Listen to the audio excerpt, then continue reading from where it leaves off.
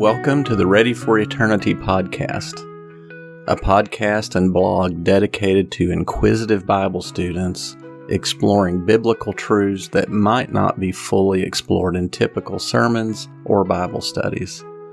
My name is Eddie Lawrence. How did early Christians view their gatherings, and what can we learn from their focus on mutual edification? What is the New Testament's perspective on church meetings, and what are the implications for today?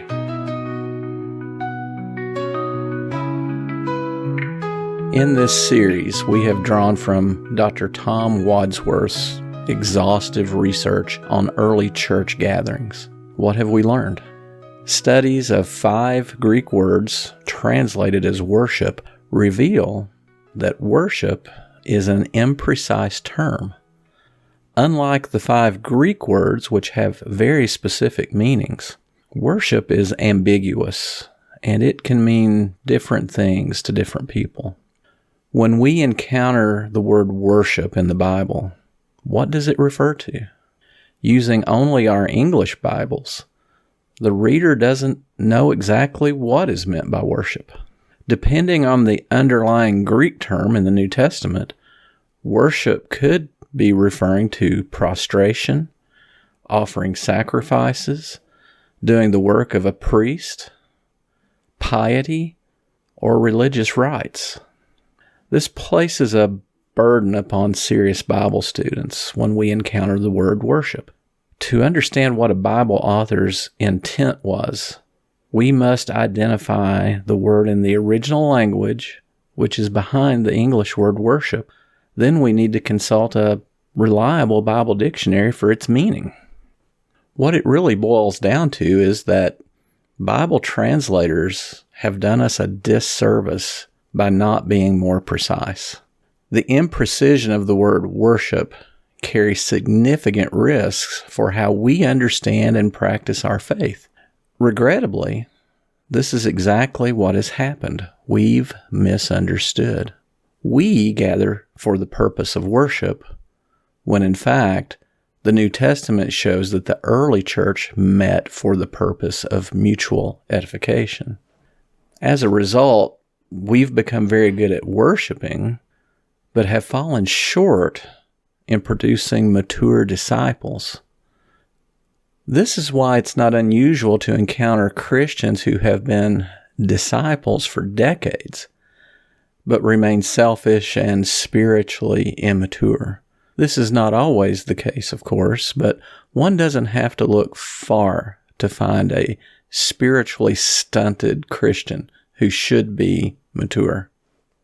How did the early church view their gatherings? In his research, Dr. Wadsworth examined numerous New Testament passages with the goal of understanding how Christians in the New Testament period viewed their gatherings. What terms does the New Testament actually use to describe the early church gatherings? If the focus wasn't on worship, then what was it?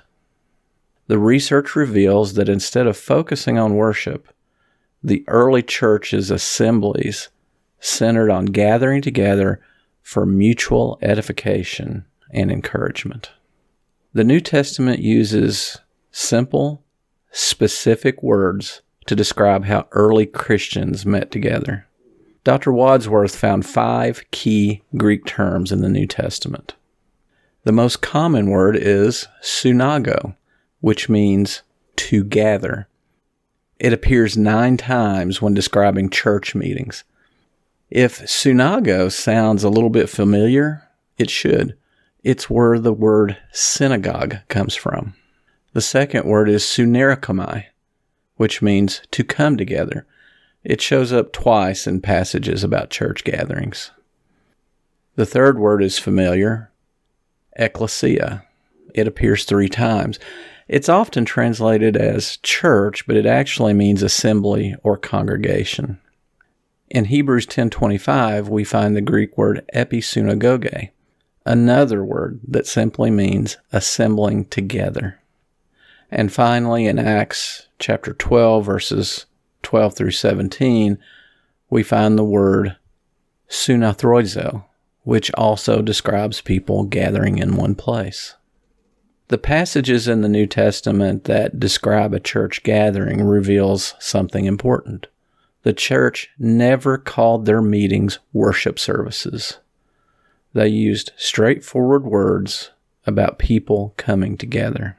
Another critical finding is the absence of Greek worship terms in assembly contexts. Common Greek words for worship include proskuneo, which means to prostrate, latruo, which means to serve as a priest, and liturgio, which means to perform a priestly religious service. While these words appear in the New Testament, it doesn't use them to describe the activities of church assemblies.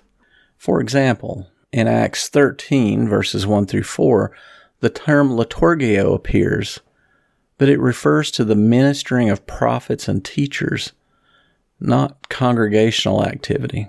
In 1 Corinthians 14:25, proskuneo describes the prostration of an outsider, a non-Christian.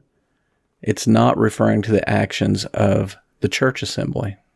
In 1 Timothy 2:10, theosebia is better translated as godliness rather than a specific act of worship.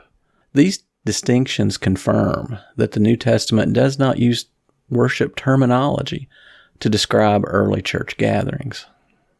Dr. Wadsworth's research highlights the horizontal and vertical dimensions of early church gatherings. Horizontal activities focused on encouraging and edifying one another. These included teaching, exhortation, and mutual support. Vertical activities directed toward God, such as prayer and singing, were present, but were secondary to the primary goal of mutual edification.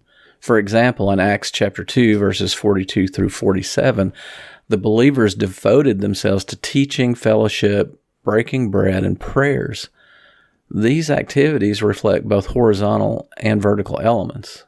In 1 Corinthians 14, Paul emphasizes that all activities in the assembly, even prayer and singing, must edify the group. Hebrews 10:23 through 25 ties the assembly to encouraging one another and spurring each other toward love and good deeds. No assembly described in the New Testament focuses exclusively on vertical activities such as praising God. Instead, horizontal activities dominate, aligning with the goal of building up the body of Christ. The findings also indicate that meetings were not liturgical in nature. There is little evidence of structured rituals or formal ceremonies. The only potential exception is the Lord's Supper in 1 Corinthians 11, verses 17 through 34. While this passage includes instructions for partaking in the supper, it does not suggest a detailed liturgy. Similarly, some may consider the Amen mentioned in 1 Corinthians 14:16 to be a responsive statement, but it doesn't point to a highly structured ceremony. Instead, the gatherings were informal and focused on practical edification. The absence of liturgy underscores the relational and participatory nature of these meetings. So, what are the implications for modern churches? Well, these findings challenge how most churches operate today. While we structure our gatherings around worship services, the early church focused on building each other up spiritually. This suggests that we should rethink our approach and consider making some practical changes. We should have smaller breakout groups, such as in a Sunday school or Bible class setting. And we should make these gatherings a time for believers to share their experiences and to encourage one another. They should create opportunities for real discussion during Bible study, not just a one-way lecture. We should plan activities that help members use their gifts to strengthen others. And we should measure success by how members grow in maturity and love, and not by the quality of the worship service. The early church shows us that Christian gatherings work best when we focus on helping each other grow and mature spiritually. While the God-focused vertical components of our gatherings remain important, our primary goal should be horizontal, from disciple to disciple, just as the New Testament describes. God desires for us to build a community where every Christian participates in strengthening the faith of others. Thanks for listening to the podcast. We hope this episode has deepened your understanding of Scripture. If you found this content valuable, please share it with your friends. For more biblical studies, visit our website at readyforeternity.com. That's the word ready, the number 4, and the word eternity. readyforeternity.com. Be sure and leave a comment on the Ready for Eternity Facebook page or reach out on Twitter. That's all for now. Keep studying your Bible, growing closer to God, and getting ready for eternity. See you next time.